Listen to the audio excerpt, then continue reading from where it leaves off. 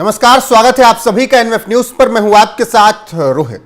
तमिलनाडु में एनडीए सरकार बना लेगी, बस बीजेपी को एक काम करना होगा। एक सर्वे आया है जिसने चौंकाने वाले आंकड़े दिए हैं और उस तमिलनाडु में बीजेपी सत्ता हासिल कर सकती है जहां पर उसका जनाधार भी अभी हाल फिलहाल में नहीं है। अब क्या है ये सर्वे, कैसे ये आंकड़े निकल कर सामने आए, बीजेपी को क्या कुछ करना होगा, वरिष्ठ पत्रकार पंकज प्रसून हैं, उन्हीं से समझने की कोशिश करेंगे। पंकज जी, जिस राज्य में आप 10% वोट हासिल नहीं कर पाते, वहां पर ऐसा क्या जादू कर देंगे कि एनडीए जीत सकती है? देखिए, मैंने शुरू से कहा था ये बात कि एआईएडीएमके और अगर बीजेपी का गठबंधन हो गया तो वो एक फॉर्मिडेबल फोर्स हो जाएंगे डीएमके को हराने के लिए। और दूसरी महत्वपूर्ण बात हमेशा याद रखिए कि जब से मैं राजनीति समझने लगा हूं, कम से कम 30 सालों से तो देख ही रहा हूं, 26 साल से तो पत्रकारिता कर रहा हूं, 4-5 साल और पहले जोड़ ली। तमिलनाडु की राजनीति हमेशा से दो ध्रुवीय रही है, वहां तीसरे मोर्चे के लिए कोई स्थान नहीं है। याद रखिएगा इस बात को।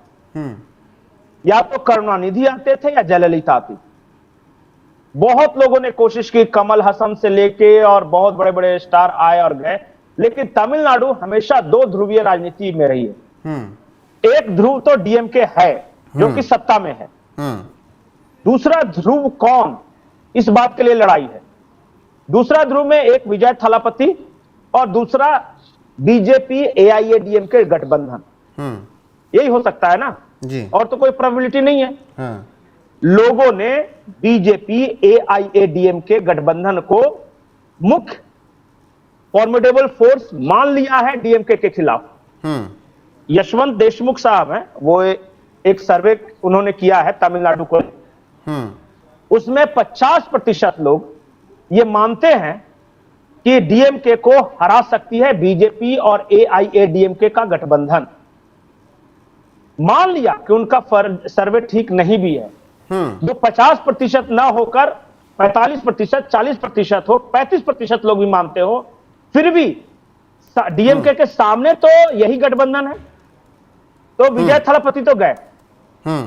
और जब तमिलनाडु की जनता देखती है, कुछ ऐसे वोटर होते हैं जो अनडिसाइडेड होते हैं हमेशा से, वो जब देखती है कि सामने वाला किसी एक को हराने की स्थिति में आ गया है, तो अंतिम समय में और चुनाव के पहले वो शिफ्ट करने लगते हैं धीरे धीरे। आज मैं आपको गारंटी के साथ बोल रहा हूं कि आज के सर्वे में अगर ये आया है कि 50% लोग ऐसा मानते हैं कि एआईएडीएमके बीजेपी गठबंधन हरा सकती है डीएमके को और कांग्रेस को, तो यकीन मानिए कि जैसे जैसे चुनाव नजदीक आता जाएगा ये ग्राफ बढ़ता जाएगा, क्योंकि अनडिसाइडेड वोटर और तीसरे चौथे मोर्चे वाले जो वोटर हैं वो अपने आप उस तरफ मुड़ने लगेंगे जो कि हराने की स्थिति में है। मान लिया कि विजय थालापति के बहुत सारे समर्थक डीएमके को हराना चाहते होंगे, मैं मान रहा हूं, क्योंकि विजय थालापति डीएमके के अगेंस्ट बहुत बोलते रहते हैं, तो बहुत सारे ऐसे लोग होंगे जो डीएमके को हराना चाहते हैं और विजय थालापति के साथ जुड़े हुए हैं। जब उन्हें यह लगेगा कि विजय थालापति हराने की स्थिति में नहीं है, एआईएडीएमके और बीजेपी हराने की स्थिति में है, तो वो मूव कर जाएंगे इधर, तो एनडीए की तरफ। तो क्या यह संभव है? वो 5 से 7% लोग हैं। तो क्या यह संभव है कि पलानीस्वामी ही चेहरा हो वहां पे केवल? बिल्कुल कंफर्म है। यही वजह है कि अन्नामलाई ने जिम्मेदारी आगे नहीं संभाली बीजेपी अध्यक्ष की। अन्नामलाई और अमित शाह की बैठक हुई थी जब गए थे अमित शाह तमिलनाडु, उन्होंने कहा कि कैसे हराया जा सकता है। अन्नामलाई ने यह कहा कि अकेले बीजेपी कितनी ही मेहनत कर ले, हम 10-12% हैं, हम बहुत मेहनत करके 2 से 3% बढ़ा भी ले, फिर भी हम हराने की स्थिति में नहीं आ सकते। तो उन्होंने कहा तो कैसे होगा? उन्होंने कहा कि एआईएडीएमके अगर हमारे साथ आ जाए और 1-2 क्षेत्रीय दल आ जाए, तब हमारा वोट प्रतिशत पहुंचता है 30% के ऊपर, तब हम हराने की कंडीशन में आ सकते हैं। अमित शाह ने कहा कि इसके लिए करना क्या होगा। अन्नामलाई ने यह कहा कि आप बात कीजिए एआईएडीएमके का। बाधा क्या थी? पलानीस्वामी ने कहा कि अन्नामलाई ने क्योंकि बहुत कुछ बोला है हमारे खिलाफ, उसको किनारे कर दीजिए। अन्नामलाई से पूछा गया तो उन्होंने कहा कि मैं तैयार हूं इसके लिए, मेरे लिए बीजेपी का जीतना महत्वपूर्ण है या डीएमके का हारना ज्यादा जरूरी है। अन्नामलाई कौन है? मेरा पर्सनल ईगो कुछ नहीं है। और बिल्कुल सौहार्दपूर्ण वातावरण में अन्नामलाई ने बीजेपी अध्यक्ष का पद छोड़ा। उसके बाद अमित शाह ने उन्हें आश्वासन दिया है कि केंद्र में आपको लाया जाएगा, केंद्रीय संगठन में, आप यहां करने दीजिए। और जब इतना कुछ हो गया तो अंत में एक शर्त थी एआईएडीएमके के कि चेहरा हमारा होगा। बिल्कुल। और इसकी जो बात लगातार हो रही है एआईएडीएमके का कि चेहरा उनका होगा, उसी के आधार पर अन्नामलाई ने ये फैसला लिया कि वो रोड़ा नहीं बनेंगे। और उसके बाद उन्होंने बयान दिया कि मैं कार्यकर्ता हूं, पार्टी जो तय करेगी मैं वही करूंगा, मैं किसी भी प्रकार की मुसीबत नहीं खड़ी करूंगा। आज मैं आपको एक और एडवांस न्यूज देता हूं। अभी आपने सुना है एआईएडीएमके और बीजेपी के गठबंधन के बारे में। कुछ और छोटी पार्टियां हैं जो इधर आने के लिए तैयार हैं। 3 पार्टी ऐसी है जिसका नाम अभी लेना उचित नहीं होगा। अगर वो 3 पार्टियां आ जाती है तो एक का पर्सनल वोट परसेंट 3% है, एक का एक खास कम्युनिटी में असर है, और ये तीनों मिला के 7% वोट बढ़ाते हैं। फिर देखिएगा, अभी तो खेला शुरू हुआ है, अभी तो साल भर चुनाव का है। अमित शाह ने कंफर्म किया है कि डीएमके की सरकार जा रही है, और स्टालिन ने चैलेंज किया है कि डीएमके की सरकार को हटाकर दिखाओ।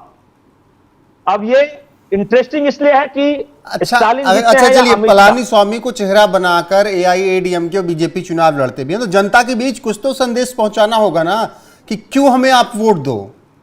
डीएमके ने क्या गलत किया है? थलापति जो नए नए सुपरस्टार आए उनकी तरफ क्यों ना जाओ? क्या बताना पड़ेगा? मैं बताता हूं इशू क्या है तमिलनाडु की जनता के बीच। तमिलनाडु की जनता के बीच इश्यूज है रैम्पेंट करप्शन। कई मंत्री भ्रष्टाचार के दलदल में फंसे हुए, उन पे आरोप हैं। तो करप्शन बहुत बड़ा इशू है। दूसरा बड़ा इशू है ड्रग्स मिनेंस। जो तमिलनाडु में ड्रग्स कार्टेल जो है वो कहा जा रहा है कि समंदर के बीचे से उतरता है, और कई लोग, जिसमें एक कोई मार्टिन है वहां पे जो कि डीएमके से जुड़ा हुआ बताया जाता है, और कोई रिश्तेदार भी है स्टालिन परिवार का, उसका नाम सबसे ज्यादा आता है। तो ड्रग्स इशू है, करप्शन इश्यूज है। तीसरा सबसे बड़ा इश्यूज वहां यह है कि पिछले जो दशकों में काम हुए हैं तमिलनाडु में, और जिस वजह से तमिलनाडु ऑटोमोबाइल्स हब बन सका या वहां रोजगार जनरेट हो सका, इन 5 सालों में इसमें भारी कमी आई है। अनएम्प्लॉयमेंट बढ़ा है वहां पे। नरेंद्र मोदी जब जाते हैं और पम्बन ब्रिज का जब उद्घाटन करते हैं और वो कई इंफ्रास्ट्रक्चर प्रोजेक्ट की सौगात देते हैं, तो एक भरोसा जगता है कि यह आदमी जब सत्ता में नहीं है तब तो इतना कर रहा है तमिलनाडु के लिए जी, जब सत्ता में आ जाएगा इसका हम हाथ मजबूत करेंगे तब तमिलनाडु का नक्शा बदल देगा। ये इशू है वहां पे, और चर्चा है। आप जाके किसी तमिल से पूछिएगा, वो कि उनसे पूछ लीजिएगा कि 3 कौन बड़े इशू है, वो बोलेंगे अनएम्प्लॉयमेंट, वो बोलेंगे ये ड्रग्स, वो बोलेंगे करप्शन इन गवर्नमेंट। बस बिल्कुल करवा लीजिए।